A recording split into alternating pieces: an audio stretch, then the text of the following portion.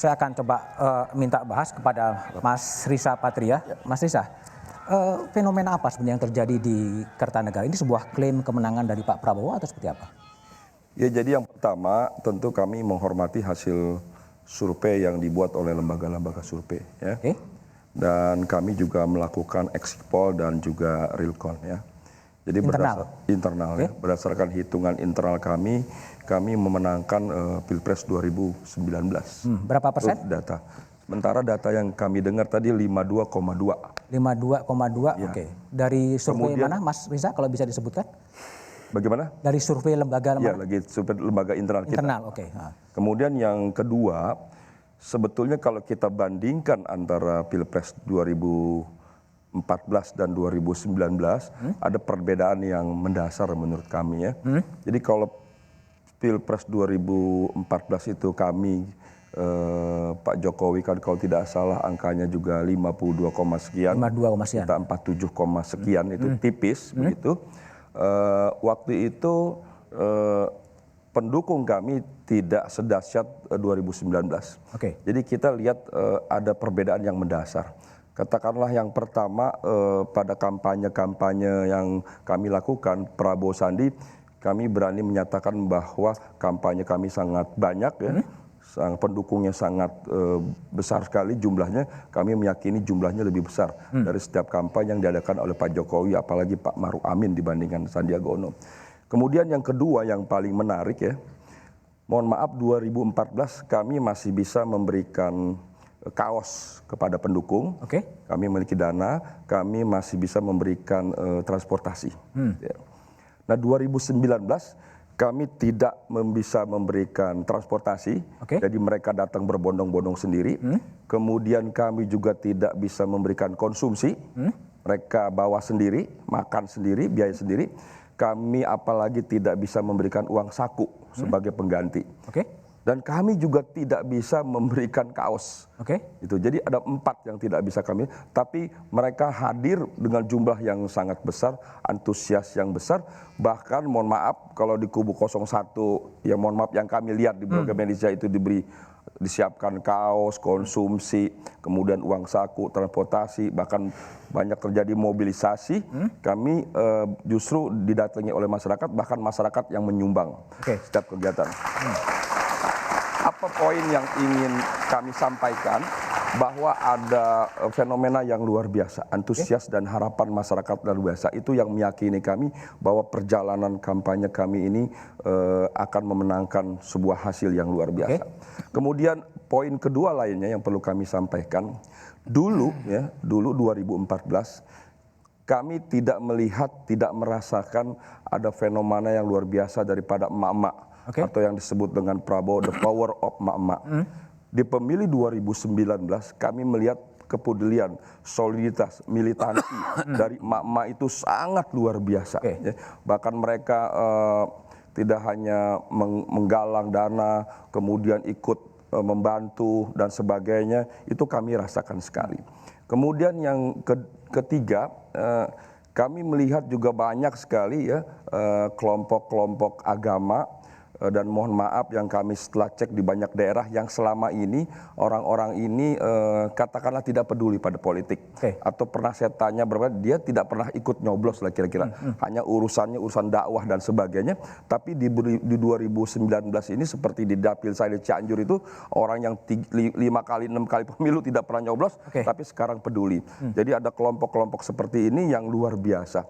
Belum lagi yang kami rasakan adalah kelompok yang ketiga yang kami sebut kelompok akal sehat, ya, yang sebelumnya golput yang kami rasakan, tapi pada pemilu hari ini kami yakini bahwa mereka ikut memilih dan terbukti bahwa partisipasi pemilih meningkat.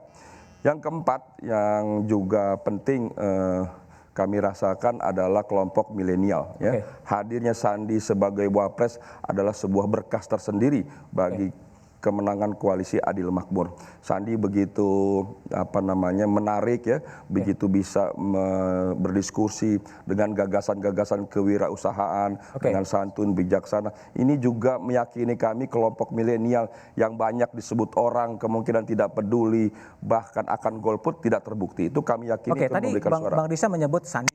Tapi dalam jumpa pers yang tadi dilakukan oleh Pak Prabowo, Sandi tidak terlihat ya? Ya memang Sandi sedang ada acara di tempat lain. Sedang ada di tempat Ya, lain. ya. Tapi artinya berbekal dari quick count internal itu ada optimisme bahwa pasangan Prabowo Sandi akan menang. Betul. Jadi kami meyakini. Kami juga di TPS kan sampai hari ini kami kan punya tim relawan. Kami yakini bahwa kemenangan itu ada. Namun kan kami harus menghormati siapapun lembaga yang mengklaim bekerja secara profesional dan sebagainya, kami harus hormati. Kita saling menghormati satu sama lain, seperti sampaikan Pak JK, kita setuju. Yang penting kita menjaga pendukungnya. Pak Prabowo tadi sore menyampaikan, bahkan siang tim juru bicara juga menyampaikan, karena kami mendengar ada clash sedikit di Madura, untuk tenang, jangan terprovokasi, jangan anarkis. Dirasa kurang, akhirnya jam 5-an tadi Pak Prabowo mengulang lagi, meminta untuk semua tenang sampai hari waktunya diumumkan oleh KPU. Karena kami meyakini, saya Pak Lukman ini ketua Pansus, saya wakil Pansus, tahu bahwa yang legitimate itu adalah perhitungan secara manual oleh KPU. Jadi marilah kita sama-sama menghormati ini. Silahkan kelompok masing-masing mengklaim dengan kemenangannya, dengan dasar kita saling menghormati. Tapi yang paling penting sampaikan Pak Prabowo tadi, kita menjaga pendukung kita, jangan anarkis, jangan. Dan yang terakhir, mari kita kawal pemilu ini agar tidak terjadi kecurangan. Bung Lukman Edi, tadi ada sesuatu yang sebenarnya menarik dari Pak Prabowo agar semuanya tetap menjaga, tidak terprovokasi, taat hukum dan menunggu KPU sampai memberikan hasil penghitungan yang terakhir. Ya, pada poin itu kita menyatakan apresiasi lah kepada Pak Prabowo ya, yang menyatakan semuanya tenang, ya, kita menunggu hasil perhitungan manual oleh KPU. Ya, saya kira itu patut kita apresiasi. Mudah-mudahan statement ini menenangkan masyarakat secara keseluruhan, terutama pendukung-pendukung fanatik. Ya, apalagi kalau kemudian ada pendukung-pendukung fanatik yang punya rencana untuk melakukan anarkisme misalnya gitu ya. Dengan ujaran-ujaran yang seperti ini tentu akan meredam itu semua. Ya. Tapi pada sisi lain tentu yang patut kita pertanyakan adalah statement kemenangan yang tanpa dilandasi oleh sebuah hasil yang dan data yang bisa dipertanggungjawabkan. Ya. Saya bukan ingin untuk menaikkan kembali suhu politik di antara kita ya, Pak Riza Patria dan Pak Priyo ya. Tetapi memang ada sesuatu yang aneh ini ya, semenjak awal sampai dengan akhir ketika banyak lembaga survei mengeluarkan hasil quick count ya, mulai dari data-data, fakta-fakta, statement-statement dan narasi-narasi di awal kampanye, sampai dengan sekarang, sampai dengan pengumuman hasil ini selalu diwarnai dengan sebuah halusinasi yang nggak habis-habis gitu. Ya, menyerang Pak Jokowi dengan sebuah halusinasi. Ya, kemudian mengisi masa kampanye ini dengan narasi-narasi yang selalu kami katakan narasi 15 tahun, 20 tahun yang lalu yang diulang-ulang. Ya, sehingga kemudian sekarang juga mengumumkan sebuah kondisi yang kami nilai itu juga bagian dari halusinasi Pak Prabowo. Ya. Tapi ya itu terserah beliau lah ya. Beliau mungkin ada maksud politik lain, ya, bagian dari membangun optimisme internal gitu ya. Tetapi kami seperti pernyataan Pak Jokowi tadi sore di Jakarta Theater ya. Di depan kami semua Pak Jokowi menyatakan bahwa hasil dari exit poll yang kita miliki, yang kami keluarkan itu tepat pukul 12 dan kami menunggu pukul 3 sampai dengan pukul 4 hasil dari quick count ya. Memang hasil exit poll kita itu lebih tinggi dari hasil quick count. Karena apa? Ya. Karena memang exit poll ini kan margin errornya lebih besar daripada quick count ya. Nah, tetapi kondisinya baik, kondisinya hampir di semua lembaga survei, bahkan lembaga survei yang dimiliki yang selama ini memberikan dukungan kepada pasangan 02 seperti Median, seperti IDN, ya itu juga quick count mereka ternyata sama dengan lembaga-lembaga survei yang lain. Oke. Nah, tetapi Pak Jokowi tidak jumawa. Pak Jokowi tidak kemudian menyatakan kita menang dalam pidato beliau. Beliau hanya menyatakan kita bersabar walaupun hasil exit poll kita dan hasil quick count semua lembaga survei menyatakan kita sudah menang di pemilu presiden 2019 ini, tetapi sebaiknya kita juga bersabar menunggu hasil dari KPU, hasil dari KPU Oke. yang merupakan itu keputusan formal. Oke. Baik, saya akan minta pandangan dari sebentar ya, ke Prof. Hamdi.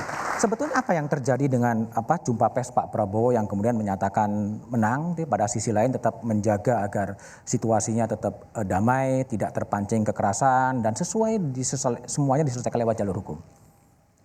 Ya, saya kira bagian yang itu bagus sekali dan itu menunjukkan sikap kenegarawanan. Menurut saya memang itu sesuatu yang hari ini ditunggu-tunggu rakyat, itu tepat sekali.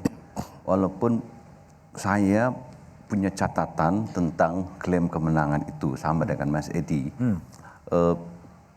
Apakah tidak terlalu dini misalnya mengklaim seperti itu berdasarkan pengamatan sepintas.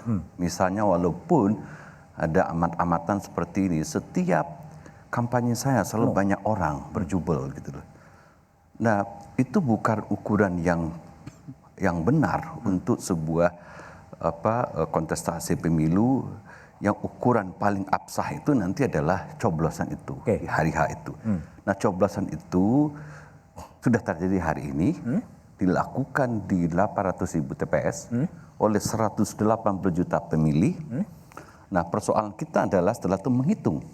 Nah, ada dua jenis hitungan kan. Dihitung seluruh suara yang masuk itu tentu butuh waktu.